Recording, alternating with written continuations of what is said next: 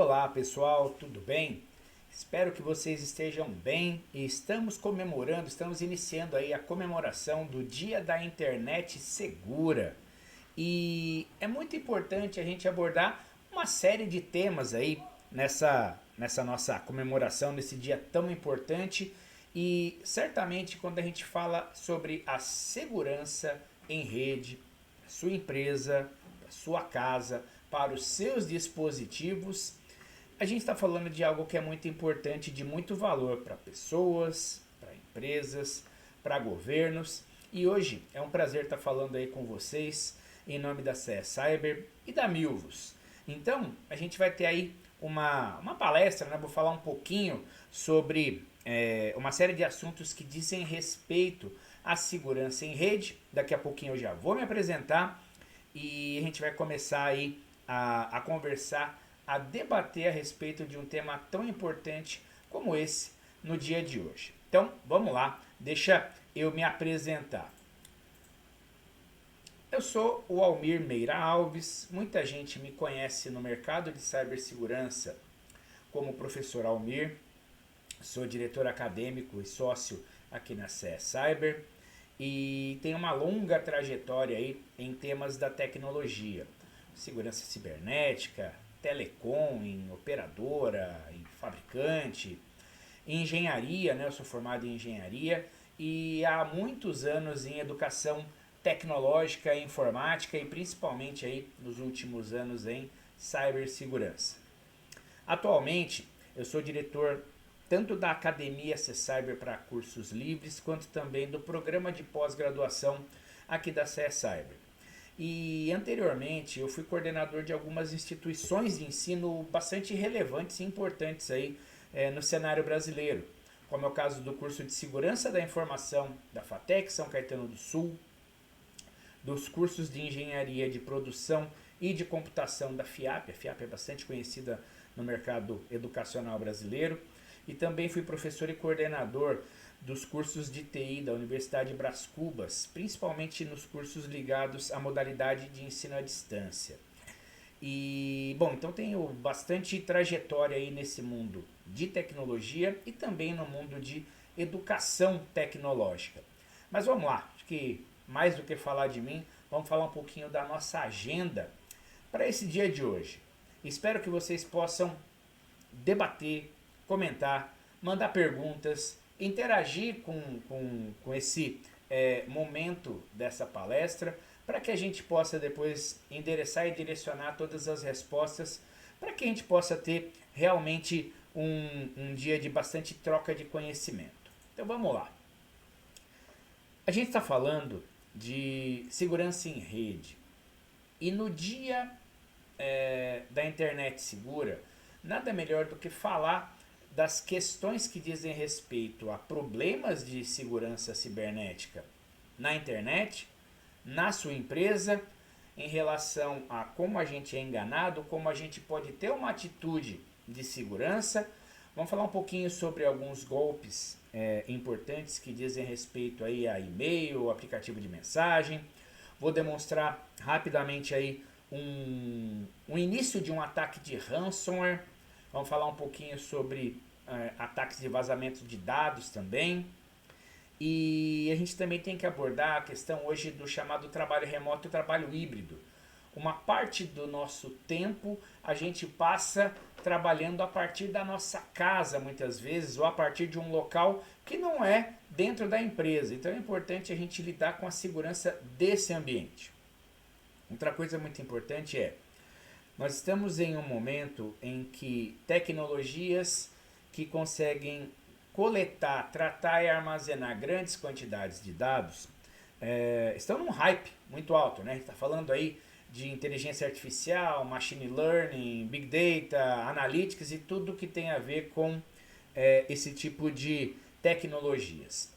E essas tecnologias muitas vezes tratam dos nossos dados pessoais. Então, como é que a gente vai lidar com a proteção de dados, principalmente com relação à LGPD, que é a nossa Lei Geral de Proteção de Dados Pessoais? Como é que a gente tem que lidar? Com o que a gente tem que se preocupar? o que acontece quando você tem, por exemplo, um vazamento de dados sensíveis, quem são as pessoas envolvidas, quais são as funções mais importantes dentro desse âmbito que envolve governança corporativa, que envolve o jurídico, mas que envolve também a área de TI e a área de segurança da informação. E aí a gente vai finalizar falando sobre a importância de se ter um programa de conscientização e segurança da informação. Porque não basta somente a gente capacitar, treinar e contratar os especialistas em segurança da informação, cibersegurança, redes e áreas correlatas. A gente tem que ter um programa que seja abrangente para a empresa toda, para todos os colaboradores. Porque às vezes você faz um grande investimento, contrata gente, contrata tecnologias, estabelece política de segurança e muitas vezes por uma falta de conscientização, aí a gente vai ter uma pessoa clicando num link malicioso, abrindo um arquivo que não foi corretamente inspecionado, e isso muitas vezes é por falta de conscientização. Então vamos em frente aí, vamos começar falando sobre a facilidade em se cair em um golpe da internet. Eu vou passar aqui em alguns dos slides alguns trechos de pequenos vídeos, pequenos filmes, para que vocês possam entender o contexto em que o golpe acontece, como que a gente é envolvido nisso, mas isso também para poder ilustrar um pouco essa palestra e dar um pouco de realidade para essa situação. Então, vamos lá.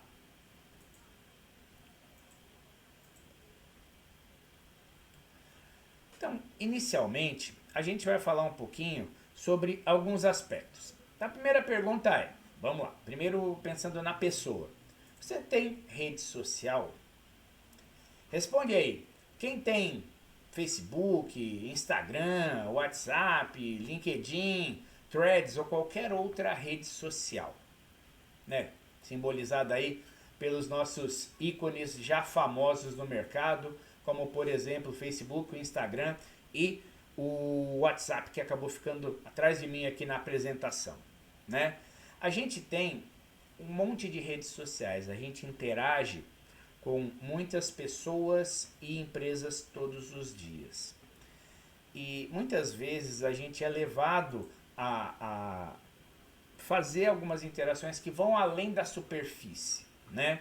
Aí vem uma pergunta importante. O que aconteceria com a sua vida digital se alguma dessas redes sociais fosse hackeada e tivesse os seus dados vazados? Isso teria um impacto para você? Então agora vamos extrapolar um pouquinho e falar um pouco sobre o que poderia acontecer no mundo corporativo, né? A gente fica com essa pergunta no ar, eu vou avançar um pouquinho aqui nessa discussão e já vão respondendo aqui. O que aconteceria com a sua vida digital se alguma rede social fosse hackeada, tivesse seus dados vazados ou isso fosse utilizado para fazer uma comunicação falsa com pessoas, conhecidos, para tentar realizar golpes, né? Então, vamos ficar com essa informação aqui. Depois a gente vai voltar a falar um pouquinho sobre a questão de golpes que envolvem empresas. Mas vamos em frente aqui, tá? Na sequência, eu vou passar um pequeno vídeo, vou até ficar quietinho enquanto ele passa aí a parte de áudio, mas presta atenção na legenda, porque é uma situação bem interessante, né? Imagine que você tem um vidente, que está no centro da cidade, e as pessoas vão se consultar com esse vidente, e ele começa a falar uma série de coisas a respeito da sua vida, coisas que não podem ser refutadas, que são verdades. E aí no final, você entende que é muito fácil se cair num golpe da internet. Então, esse vídeo é um vídeo que está disponível no YouTube, né? O nome está aqui em cima. Se vocês quiserem procurar, fica disponível para vocês. Mas eu vou executar aqui, vou ficar quietinho enquanto ele passa para poder comentar ao final dele.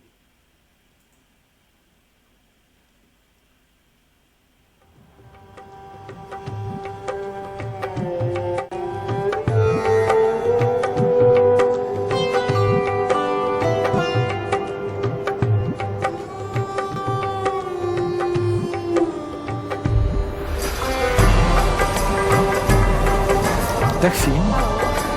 Dus gewoon. Ik zie een school tegen Antwerpen. Ja, Insecten.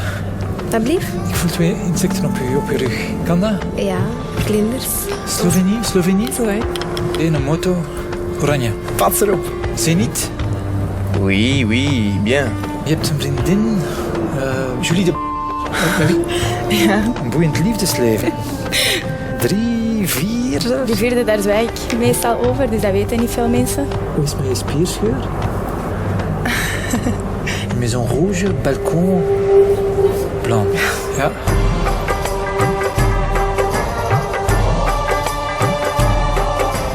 Ik zie geld, ik zie transacties. Maar kent je rekeningnummer van buiten? Ik denk dat ik het wel weet. Die staat wel negatief op je bankrekening. Ja? 9-7. Last month you spent €200 on alcohol. Vorige maand €300 aan kleding gespendeerd. 8, Ja. 5 voor een huis dat van eigenaar gaat veranderen. €795.000. Ja, maar eigenlijk. 41. Ja. Is dat juist? Ja, dat is juist.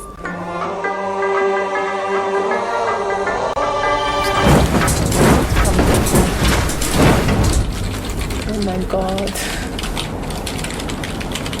Oh nee. Ah, dat is, ik weet niet hoe eng.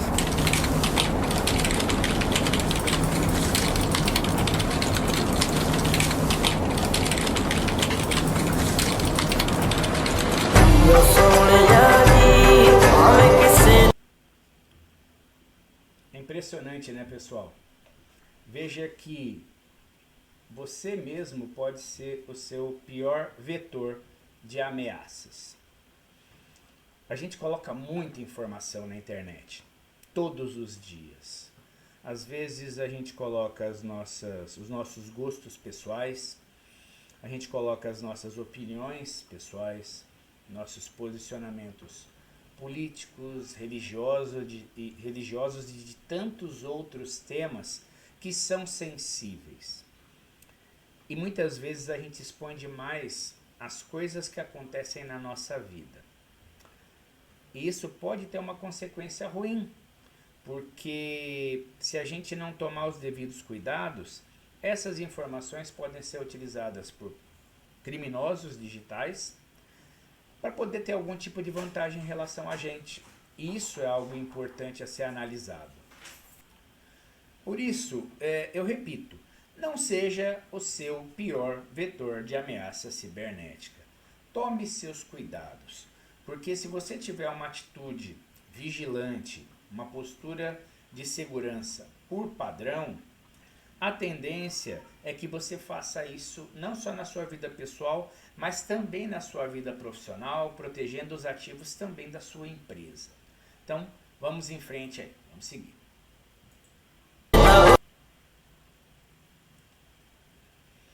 Quando a gente fala de segurança, a gente pode fazer uma comparação e traçar um parâmetro importante.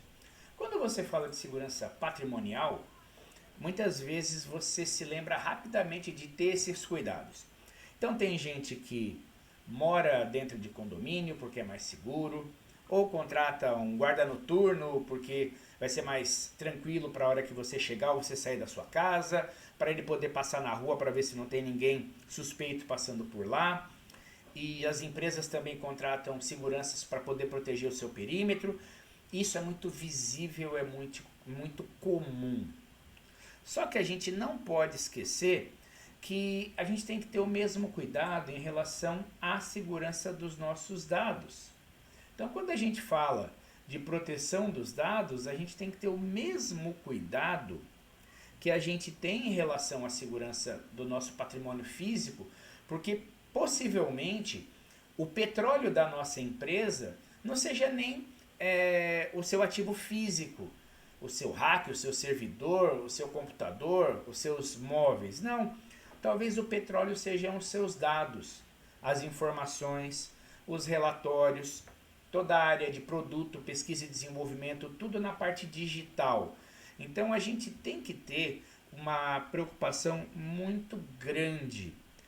E isso é importante porque é muito comum que tenha alguém do outro lado, vamos pensar no lado do crime, que vai tentar o tempo todo tirar alguma vantagem da gente. E aí, com base nisso, vem a próxima pergunta. Como podemos ser enganados? Vou dar alguns exemplos, tá? Imagina que você está próximo de um feriado de comércio forte, como Dia das Mães, Dia dos Pais, Natal, Black Friday, Dia dos Namorados. Ou que você, de repente, precisa acessar o Internet Banking para poder fazer aí um pagamento no Pix, ou fazer uma transferência, pagar uma conta, tá? A gente pode ter que lidar com sites falsos o tempo todo. Aqui a gente tem alguns exemplos, né? A gente tem do lado esquerdo o site real e um site falso, né, da americanas.com, que é só um exemplo, tá? Para efeito didático, mas veja como eles são idênticos. E esses caras aqui, eles realmente refletem sites falsos, né? O de cima é um site falso que realmente existiu. Então veja, é o mesmo anúncio, só que no site falso se tenta vender um produto por uma fração do seu preço real. Por quê? Porque se a pessoa avançar e fizer a compra, ela vai ter um prejuízo financeiro e o lado do crime digital vai vencer. Então, é desse tipo de coisa que a gente está falando. A gente pode ser enganado com uma série de problemas. Veja do lado direito essa tela de cadastro, né, de identificação do usuário da Caixa. É uma página falsa. Mas veja, por que esse tipo de página pode ser enviada para você, por exemplo, através de um e-mail malicioso, falando para você clicar no link e atualizar o seu cadastro, para poder pegar seus dados, agência, conta, seu CPF, data de nascimento e as assinaturas, senhas.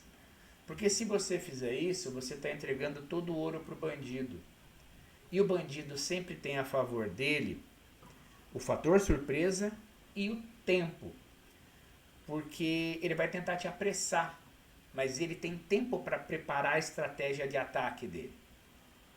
E se você for pego por um tipo de ataque como esse, um phishing ou algo assim, o hacker sempre vai te colocar no gatilho da escassez. Ele vai falar, faz rápido, aproveita agora, está acabando, faça agora ou você vai perder o prazo. Então, quando você, de repente, receber um link malicioso, ou você achar que é malicioso, trabalhe sempre com a lentidão. Tenta tornar a interação mais lenta. Fala que você vai fazer depois, não efetiva a compra naquele momento, a menos que você tenha certeza de que aquela página é realmente a verdadeira. Cuidado com e-mails recebidos para atualização de cadastro de banco. O banco normalmente não faz isso dessa forma. E quando você atrasa a resposta, o criminoso virtual, em geral, desiste de você. Porque ele quer tentar ganhar no volume. E se alguma das vítimas for mais lenta, ele fala, não, esse cara não interessa mais pra mim, ele tá ligado e tal, vamos pro próximo. E aí eu vou provocar mais uma vez aí. Você já foi vítima, não vou dizer, mas você já foi, já se colocou frente a um site falso como esse? Já pediram para você atualizar um cadastro? Você recebe com que frequência e-mails que são suspeitos e que de repente passam pelo filtro inicial do seu correio eletrônico, do seu antivírus? Eu pergunto isso porque isso é muito comum. É muito comum. E como é muito comum, pode acontecer com a gente. E não é vergonha nenhuma falar que você foi vítima de um golpe, porque isso acontece muitas vezes, todos os dias, o tempo todo. O criminoso virtual está tentando te enganar. Tá? Mas uma coisa importante é você tentar reconhecer os detalhes e ter um extremo cuidado com a sua atitude de segurança. Por que eu estou falando de atitude de segurança? Vamos em frente aqui.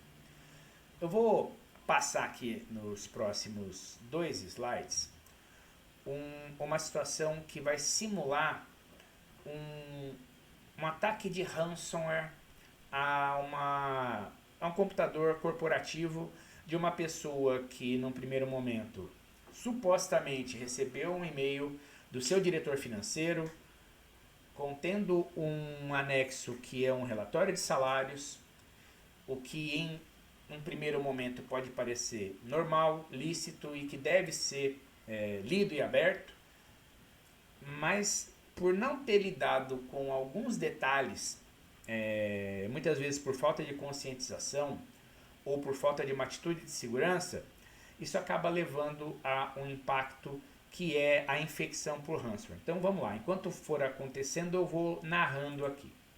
Então, imagine o seguinte, a pessoa recebeu um e-mail que é lá do seu diretor financeiro com um relatório de salários. A pessoa vai lá, ela tenta abrir esse relatório e aí ele vai pedindo para autorizar a edição, né, abrir o conteúdo, editar o conteúdo e assim por diante.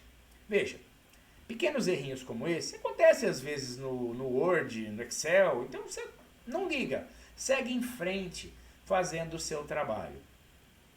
O que acontece é que esse documento, ele continha um arquivo malicioso oculto que vai trazer uma consequência daqui a alguns instantes. Então imagina que você está trabalhando e aí você vai, sai do seu e-mail, vai, por exemplo, pegar e precisar abrir um documento seu e aí você descobre que esse documento não abre.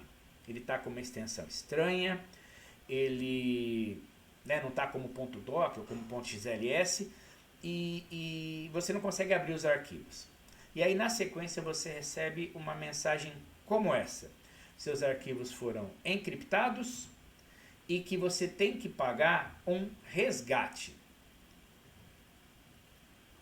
Veja só, agora montou aqui.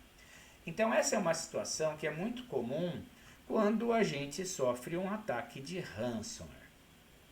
Então situações como essa são bastante dramáticas, né? Tem consequências. Só que não acaba por aqui.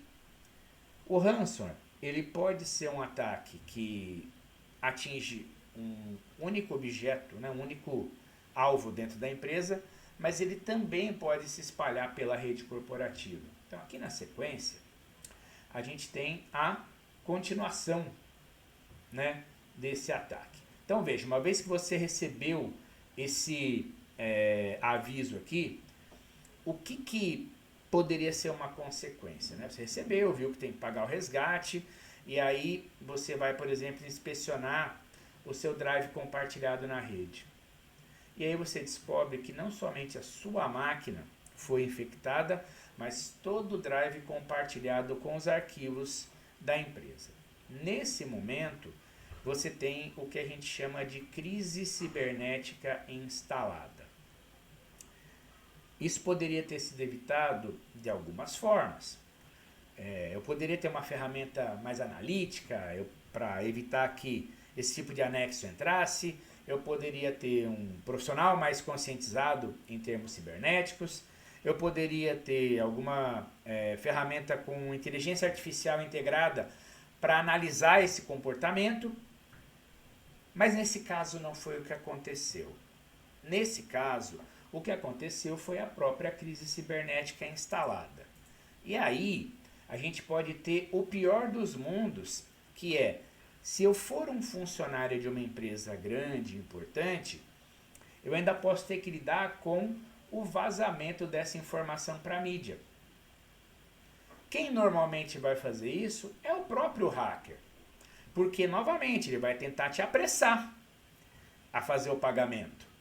E quando ele te apressar a fazer o pagamento, ele vai, muitas vezes, conseguir atingir o objetivo dele. Então, quando ele coloca na mídia esse tipo de situação, isso representa um problema muito grande, porque nessa hora a empresa tem que falar com a imprensa, se for um setor regulado, por exemplo, financeiro, tem que falar com o regulador, tem que falar com o Banco Central, tem que emitir comunicado para a imprensa e tem que negociar ou pelo menos atrasar mais algum tipo de divulgação com o seu atacante, né, com o criminoso virtual.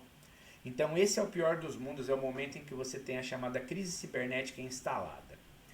E com base numa situação como essa, a gente pode ter um prejuízo muito grande. Só para se ter uma ideia, no ano de 2025, está começando agora, a gente teve um relatório recente do Fórum Econômico Mundial que apontou que o prejuízo médio por incidente cibernético fica na faixa de 2,86 milhões de dólares.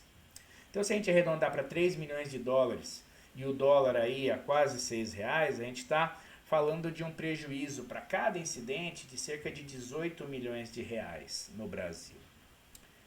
Então, isso é caro. Só quem sofreu um ataque cibernético sabe o quanto dói e o quanto custa. Então, a gente tem que se precaver para evitar com que essas coisas aconteçam no nosso dia a dia, no nosso ambiente.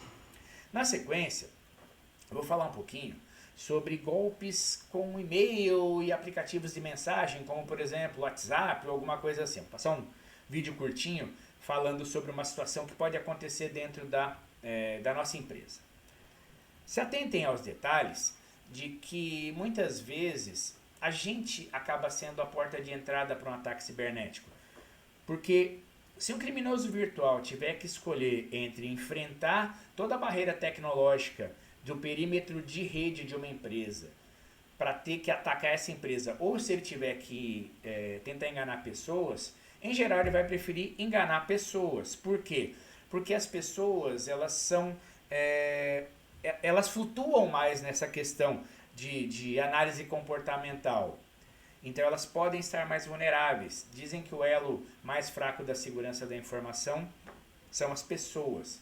Então o objetivo também de fazer uma palestra como essa é tentar fazer com que esse elo seja fortalecido.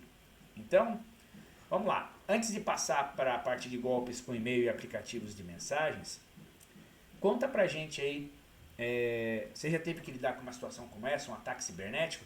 Não precisa ser necessariamente de ransomware, pode ser qualquer outro. Negação de serviço, vazamento de dados, exploração aí de um aplicativo inseguro. Comenta pra gente aí, pra gente poder endereçar depois as respostas. Deixe suas perguntas.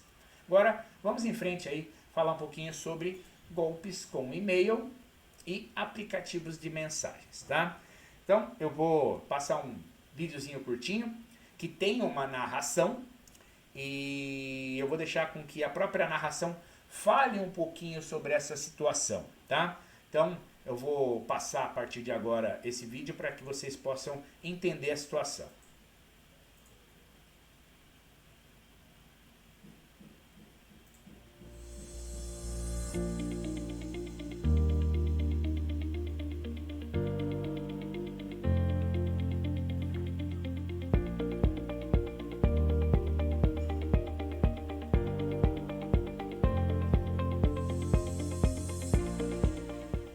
Juliano é colaborador em uma empresa de seguros. Seu dia a dia é muito corrido, então ele usa seu e-mail corporativo para tudo, inclusive mandar mensagens aos seus amigos e parentes. Juliano também administra um grupo de mensagens do seu departamento, onde são compartilhados eventualmente arquivos da empresa com informações importantes e que precisam ser validadas. As planilhas que ele usa em sua atividade ficam salvas em seu smartphone para facilitar o acesso. Certo dia, Juliano recebeu uma ligação de um número desconhecido. Ele atendeu, porém, ninguém falou nada do outro lado. Algum tempo depois, ele recebeu uma outra ligação do seu próprio número de telefone. Ele achou estranho e recusou a chamada, mas já era tarde. Logo em seguida, ele perdeu seu acesso ao grupo de mensagens da empresa. No dia seguinte, Juliano recebeu um e-mail de um colega do setor de TI, informando que seu e-mail havia sido hackeado e fornecendo um link para resetar suas senhas nos sistemas da empresa.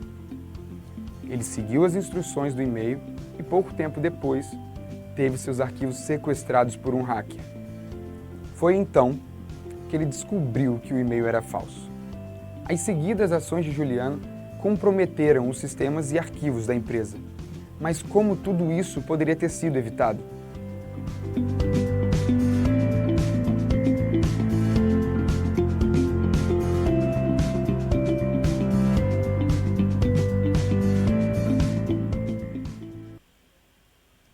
Bom, pessoal, vocês viram aí, né? O Juliano foi vítima de um golpe.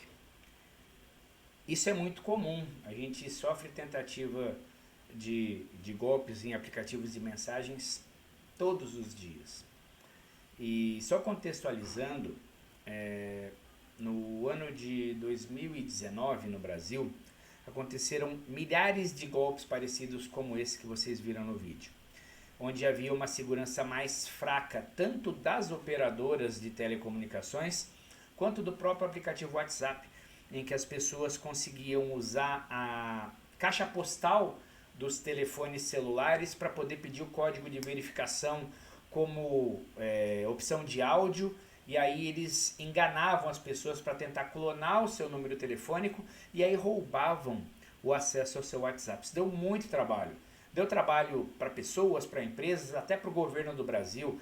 Na época, mais ou menos umas 1.000 pessoas do governo tiveram esse problema. Ficou realmente conhecido esse caso no mercado. Mas na nossa vida prática, você pode ser enganado hoje. Recentemente, houve a divulgação de uma situação bastante curiosa em que uma pessoa nos Estados Unidos, ela sofreu, na verdade a empresa sofreu um golpe milionário, porque em uma reunião supostamente feita pelos gestores da empresa, gestor financeiro, jurídico, presidente da empresa, com uma pessoa do setor financeiro, uma videochamada feita com aplicativos populares aí de videochamada, houve uma discussão para que um valor alto fosse transferido, ou fosse realizado um pagamento milionário, e esse funcionário, vendo que estava conversando com seus diretores, foi lá e fez esse pagamento. Só que tudo ali era fake, menos o profissional que fez o pagamento. A inteligência artificial criou 4 avatares dos diretores, extremamente realistas, os atacantes conseguiram acesso às contas corporativas dessa ferramenta de videochamada, e a voz das pessoas também foi copiada. E aí essa pessoa foi enganada e a empresa perdeu alguns milhões de dólares nesse golpe. Então veja, aplicativos de mensagem, videochamada, e-mail podem ser utilizados por uma série de golpes. Então é importante que vocês sempre utilizem a versão mais atualizada, utilizem o múltiplo fator de autenticação, façam a higiene desses aplicativos, não mantenham arquivos confidenciais e sensíveis dentro de aplicativo de mensagem, e-mail corporativo, não tem lugar certo para isso. Guardem as suas senhas em cofre de senha, porque isso pode ser a diferença entre você sofrer ou não sofrer um ataque por meio de um aplicativo como esses. Mas vamos em frente aí, vamos seguindo com o nosso curso, com a nossa palestra, perdão. Aqui nós temos algumas formas de evitar com que esse tipo de ataque com esse tipo de aplicativos e e-mail aconteça, tá? Aqui nós estamos falando de autenticação em múltiplos fatores, tá? Então é importante que você sempre tenha pelo menos 2 ou mais etapas de autenticação. Então você pode ter a combinação de um token com uma senha, com uma digital, né? Então é aquilo que eu tenho, aquilo que eu sei, aquilo que eu possuo, né? Aquilo que eu sou, na verdade, né? É o que eu sou, o que eu tenho e a combinação de pelo menos 2 desses fatores faz com que eu tenha uma proteção muito maior. Isso pode evitar problemas cibernéticos como aqueles que a gente viu no vídeo agora há pouco, né? E aí, o que você usa na sua empresa como método de autenticação multifator? Você usa biometria e senha? Você usa senha e token? Você usa token e biometria? O que você usa? Comenta aí. Vamos lá, vamos discutir. Agora, uma coisa que a gente não pode esquecer é que a gente está vivendo aí desde 2020 uma mudança substancial na forma como a gente trabalha. A gente muitas vezes trabalhou a vida toda em escritório. Então, a gente, nessa mudança, né, que aconteceu desde de 2020, a gente passou a ter no nosso dia a dia o chamado trabalho híbrido ou trabalho remoto, que muitas vezes é chamado de home office. Porque a gente está vivendo um pouco da era do trabalho remoto ou híbrido, onde a gente utiliza ferramentas de videochamada para fazer reunião, a gente utiliza ferramentas de produtividade, de e-mail, de rede social para poder se comunicar. Só que da mesma forma que isso salvou o mercado, né, naqueles anos 2020 até 2022, porque as pessoas estavam realmente em casa, a gente também teve um aumento muito grande do crime cibernético. A gente teve aumento de ataques contra empresas, contra pessoas em home office, a gente teve números enormes de tentativas de ataque. Veja, o Brasil sofrendo mais de 1,6 bilhão de ataques cibernéticos no primeiro trimestre, né, num daqueles anos em que a gente teve que trabalhar mais tempo em home office. Mas dá para a gente fazer o home office um pouco mais seguro. Para que a gente faça esse home office um pouco mais seguro, a gente tem que lidar e lançar mão de tecnologias como criptografia. Um exemplo disso é o BitLocker, que está disponível, por exemplo, no próprio sistema operacional Windows. A gente tem que trabalhar com tecnologias de criptografia, arquitetura Zero Trust, VPN, né? A própria arquitetura Zero Trust está aqui, né? Ó, que é o padrão. Não confie em ninguém, estabeleça seu perímetro e suas formas de segurança. Quando a gente está trabalhando em home office, em geral nós estamos utilizando uma rede da nossa casa, então é importante atualizar firmware de roteador, reforçar a segurança de acesso do nosso access point, trabalhando sempre com uma rede segura, com conexão segura. E tem mais algumas dicas importantes aí. A gente tem que evitar ao máximo trabalhar em redes públicas, porque em geral elas não têm privacidade, é muito fácil burlar a segurança em rede pública, né?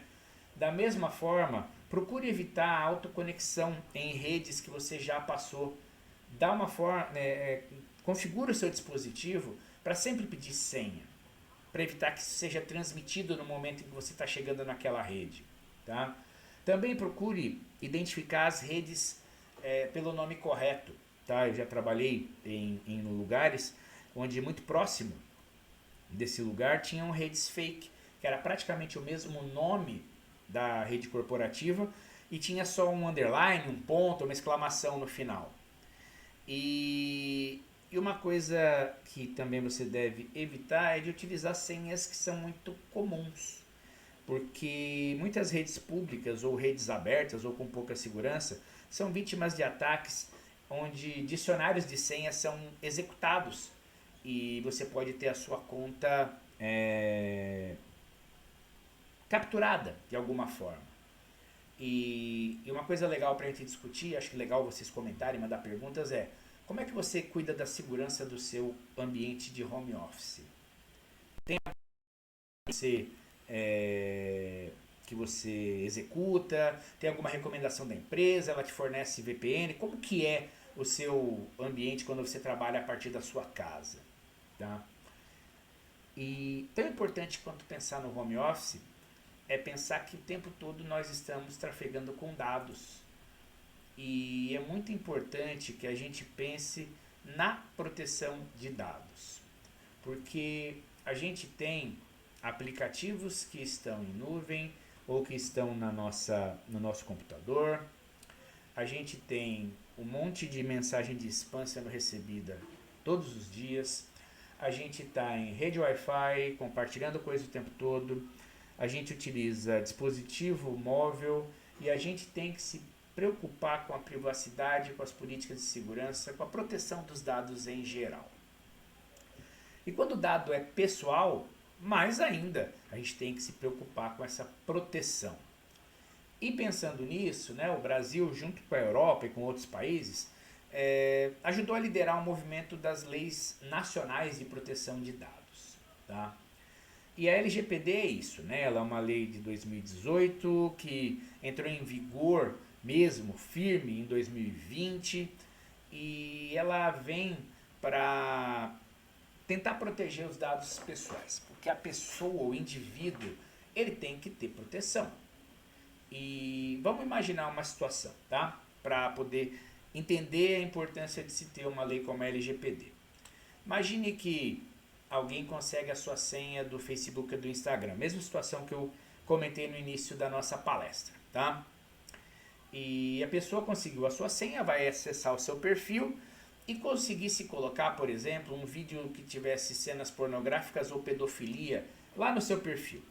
Aí essa pessoa, ela vai baixar uma extensão no navegador que permite com que todos os seus amigos sejam marcados ou tenham esse vídeo compartilhado para elas.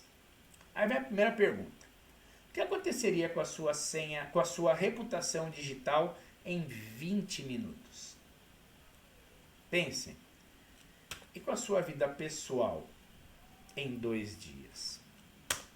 Pois é. Isso é muito complicado. Agora vamos expandir isso um pouco mais. E se ao invés disso fosse um vazamento de dados em uma empresa que tivesse um cadastro com 1 milhão de clientes ou pessoas que se cadastraram nessa plataforma da empresa, com dados de e-commerce, dados de cartão de crédito, dados pessoais, endereço, número de CPF e outras coisas. Como é que ficaria a reputação digital dessa empresa? Como é que essa empresa teria que lidar com a ANPD, Agência Nacional de Proteção de Dados? Qual seria o tamanho da multa que essa empresa teria que pagar? E mais principalmente, como é que essa empresa iria lidar com seus clientes? Com a sua base que até aquele momento confiava nela. Como o dado pessoal, o próprio nome diz, ele é pessoal, ele tem que ser protegido, ele tem que ser resguardado com muito mais cuidado do que qualquer outro tipo de dado, principalmente se for dado sensível, dado de criança, dado de saúde, dado escolar, isso tudo é muito sensível. E a LGPD, ela veio para criar um arcabouço que permite que regras ou padrões sejam seguidos para a proteção de dados pessoais. Ela é uma boa lei, bem escrita e bem debatida, e o Brasil tem uma das leis que é considerada uma das melhores leis de proteção de dados do mundo. Tá? Então, o que é importante se analisar na LGPD? Primeiro, é confirmar que existe tratamento de dados realizado naquele dado que você cadastrou. É importante que o titular dos dados, que é a pessoa, ela possa ter acesso aos dados e que eles sejam corrigidos caso haja alguma coisa errada, incompleta ou desatualizada. Esses dados também não podem ser excessivos, então tem que ter eliminação de tudo aquilo que não for necessário. Tá? Uma coisa importante, o dado pessoal só pode ser armazenado, tratado, se houver consentimento explícito do titular de dados. Ou seja, quando você permite, você tem que efetivamente ir lá e falar: eu permito que esse dado seja compartilhado, seja tratado, seja utilizado por essa empresa. Também existe a possibilidade de revogar o consentimento. Como, por exemplo, hoje eu permito que uma empresa use meus dados, amanhã eu não permito mais. Tirando as ressalvas que a lei coloca, você pode pedir a revogação desse consentimento. Tá? Outra coisa importante é, se esse dado ele tiver portabilidade entre fornecedores, isso tem que ser avisado para mim. Tá? Se eu pedir a eliminação dos dados, com as exceções necessárias aí para manter questões jurídicas, o dado tem que ser eliminado, tem que ser apagado. Outra coisa, toda vez que o dado for compartilhado entre fornecedores diferentes, isso tem que ser informado, a menos que esse dado seja privado ou tenha as exceções da lei. Eu tenho que ter um canal de reclamação com a Agência Nacional de Proteção de Dados. E uma coisa importante, caso eu discorde de algum tratamento que foi feito com esse dado, por achar que de alguma forma ele me prejudica ou não é aquilo para o qual eu permiti que esse dado fosse coletado e armazenado, eu posso fazer a oposição. Eu posso discordar. É claro que as empresas têm uma força muito grande em relação à pessoa física, mas isso existe na lei, então você pode sim exigir com que isso seja cumprido. E para as empresas, nós estamos falando aqui muito com o público corporativo, é importante seguir as recomendações, na verdade, as exigências da lei, tá? Porque a gente não deve vacilar, não deve facilitar com os nossos dados pessoais. Nunca facilite. Vou dar um exemplo aqui, tá? Eu sou uma pessoa que vive na região do ABC Paulista, tá? Não faz muito tempo, eu fui almoçar em um shopping. E nesse shopping as pessoas chegavam lá na hora do almoço e para guardar a mesa, o que elas colocam em cima da mesa? Elas colocam lá o cartão corporativo, né? Aquele cartão de acesso das empresas. Eu vi um monte de mesa com isso daí. Aí vai um fulano que tem um celular à mão. Ele, por exemplo, tira foto da frente do verso de um cartão desse, porque enquanto a pessoa está pegando comida não tem ninguém lá na mesa, ele vai lá, tira foto rapidinho. Isso não aconteceu, tal que eu estou falando, mas isso poderia causar um acesso indevido para dentro da empresa. Não facilite com seus dados, porque isso pode ser um dado, você fala, mas é um dado corporativo. Não, tem o teu nome ali, tem a tua matrícula na empresa. Aquilo pode ser usado contra você depois. Então não facilite com dados pessoais. Pede para uma pessoa ficar na mesa guardando a mesa, não o seu cartão corporativo, né, o cartão de identificação. Cuidado com isso. E você já viu a situação em alguma praça de alimentação de shopping? É comum, não é? Então, se você já viu isso, avise para as pessoas tomar mais cuidado. E comenta aqui como é que foi a experiência que você teve, o que você viu lá. Comenta pra gente aí, deixa uma pergunta. Outra coisa importante. Vazamento de dados. Eu acho que esse é um ponto muito crítico quando você fala de internet segura, ou de segurança de rede, ou de segurança da informação. Tá? O Fórum Econômico Mundial, que acontece todo ano lá na Suíça, lá em Davos, ele aponta os principais medos dos líderes corporativos no mundo. A segurança da informação, ela sempre fica lá entre os top 5. E quando você isola só a segurança da informação, um dos maiores medos que os líderes corporativos mais importantes do mundo têm é de perder o acesso ao seu e-mail corporativo ou que o seu e-mail corporativo seja usado para vazar dados. Tá? Então, imagine que você tem uma situação como essa. Você recebe um e-mail, clica num link, executa um programa lá, que, sei lá, pode ser um programa que você até acha que ele é lícito, e que pouco tempo depois, a tua área de segurança, ela chega para você e fala, ó, aconteceu um problema aí. Sua conta de e-mail foi roubada, ela foi invadida e ela foi utilizada para vazar dados. Esse tipo de ataque é chamado de BEC, Business Email Compromise. Isso é muito comum e esse é um dos maiores medos que os líderes corporativos têm quando o assunto é segurança cibernética. Os maiores medos cibernéticos sempre dizem respeito a ransomware, negação de serviço e perda do controle de e-mail corporativo, porque isso traz prejuízo financeiro, isso é difícil de recuperar, isso mexe a reputação da empresa e tudo isso, de certa forma, pode ser minimizado ou evitado se você utilizar as melhores práticas de segurança. E quando a gente fala de segurança, a gente já vai chegando aí para a parte mais final, né, os últimos minutos da nossa palestra. É importante, né, que a gente pense na segurança como se ela fosse uma cebola, porque a segurança ela deve ser tratada sempre em camadas. Tá? Então, quando a gente pensa no nosso parque tecnológico, a gente tem que pensar lá naquela parte que está em preto aqui na imagem. Tá?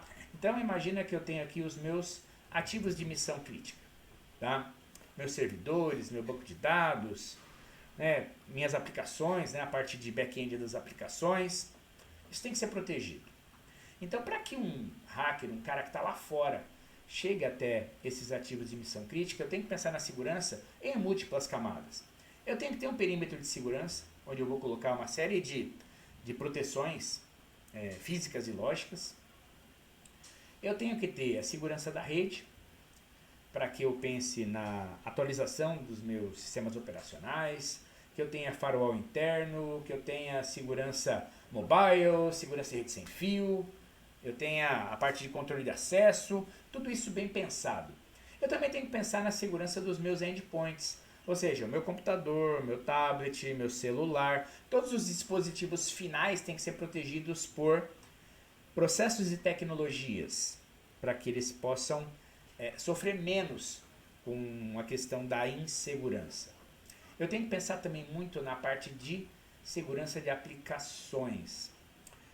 Existe um movimento muito forte hoje de segurança no desenvolvimento de aplicações, que é chamado movimento Shift Left, que estabelece uma esteira de desenvolvimento seguro de software, para que eu entre com o conceito do DevSecOps, para que a segurança ela entre transversalmente em todas as etapas do desenvolvimento do software, para que ele possa ser desenvolvido de forma mais limpa, mantendo a agilidade, mas que ele tenha já os testes de segurança durante o seu desenvolvimento para que ele tenha menos retrabalho no final.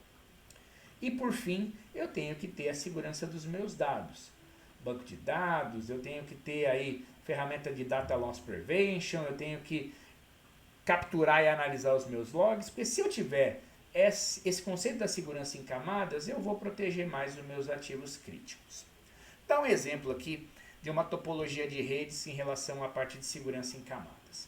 Imagina que eu tenho uma rede corporativa, essa rede ela tem borda, tem firewall de borda, tem DMZ, tem firewall interno, tem segmento de servidores, tem ferramentas de monitoramento, de CIEM e outras tecnologias. Então, a primeira camada que vai proteger o perímetro da minha rede está lá na borda, né? Então eu vou proteger, vou colocar segurança no meu roteador, vou ter uma ferramenta de GPS, de IDS, fazendo monitoramento de tudo que entra e sai da minha rede. Eu também tenho que ter um planejamento de segmentação de redes. Por quê? Porque a minha DMZ, que é onde ficam os meus servidores web, servidor de aplicação e tudo mais, que pode ser acessado da internet, está lá. Então eu tenho que ter esse segmento separado dos outros, para que numa segunda camada de segurança, na verdade aqui uma terceira camada de segurança, eu possa ter, por exemplo, um firewall interno, para poder a partir dele sim colocar segmentos mais seguros. Segmentos internos, né, de intranet, servidores, monitoramento por CIEM, rede local, banco de dados. Lá dentro da minha rede eu posso ter outras ferramentas que vão fazer, por exemplo, a proteção dos endpoints, como uma ferramenta de EDR. Eu posso ter também uma ferramenta de monitoramento. Tudo isso para dar mais camadas de segurança. Veja, com isso eu acabo protegendo melhor os meus ativos críticos, que estão muitas vezes no segmento de servidores. Eu também tenho que ter segurança avançada, por exemplo, com tecnologias como CIEM, SOAR, XDR e coisas do gênero. Fazendo isso, eu estabeleço o conceito de segurança em camadas. E por que isso é importante? Porque o incidente de segurança da informação, ele pode ser muito severo. Então eu tenho que ter segurança em camadas para ter a possibilidade de detectar um ataque, prevenir o ataque. Um ataque, ele normalmente é a junção de uma ameaça que explora uma vulnerabilidade e que causa um impacto, e isso é chamado de ataque. Esse ataque ele vai ser classificado muitas vezes como incidente, e aí já saiu da etapa de detecção e prevenção. Aí eu já tenho o ataque. Esse ataque ele tem que ser respondido. Ele vai ter um impacto.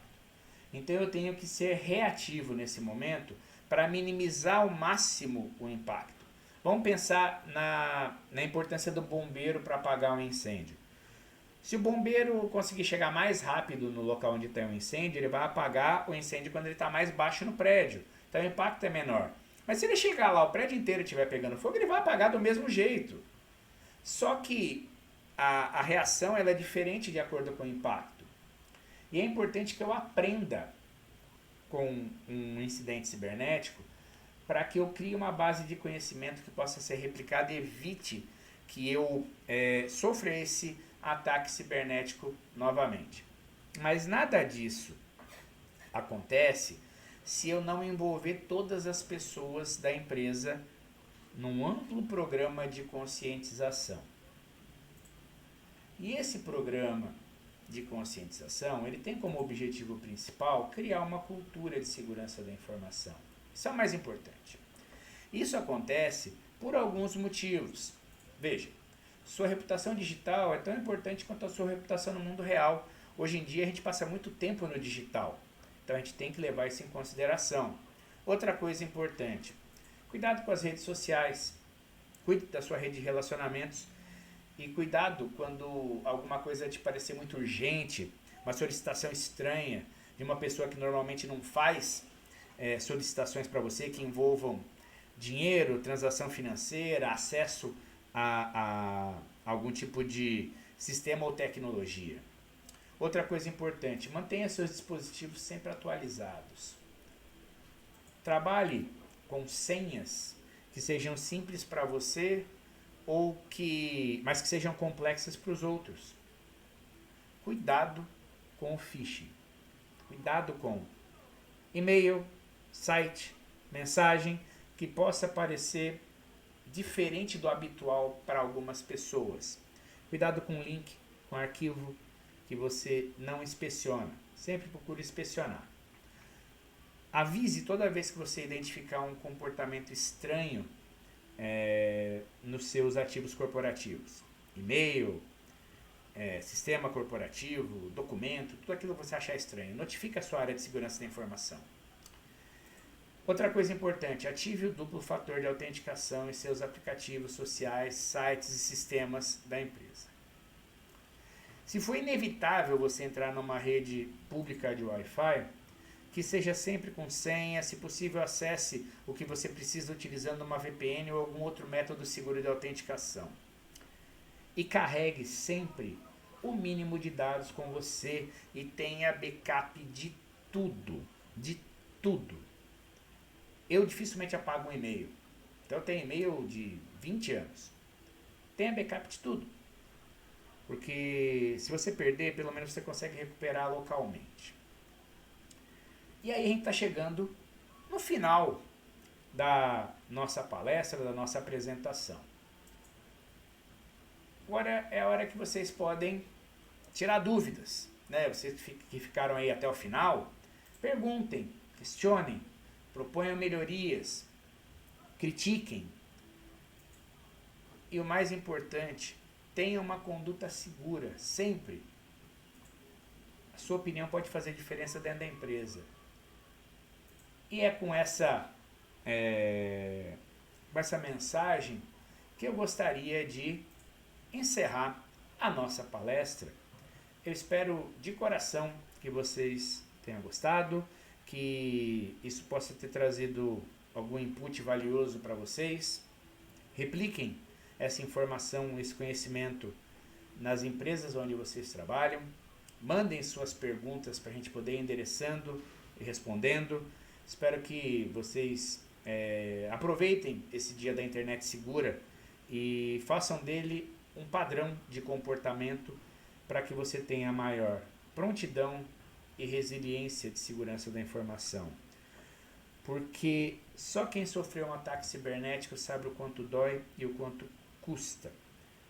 Então tente evitar ao máximo, com a sua conduta, com a sua conscientização, com a adoção de melhores práticas de segurança, com investimento em pessoal treinado, capacitado, com tecnologias necessárias e obrigatórias para garantir a segurança da informação, aí você vai com certeza trabalhar num ambiente mais seguro, mais pronto, mais resiliente e de continuidade de negócios. E, falando nisso, espero que vocês realizem ótimos negócios, sejam muito bem sucedidos nas empresas de vocês. Sigam a CECyber e a Milvus aí nos seus canais digitais. Conheçam a Academia de Capacitação em Cibersegurança da CECyber. O sistema da Milvus eu tenho certeza que vocês já conhecem. Utilizem, é sensacional, muito bom poder fazer parte aí de uma parceria tão bacana entre CS Cyber e Milvus. Então, eu vou me despedindo por aqui e a gente se vê aí em outros momentos, em outros conteúdos.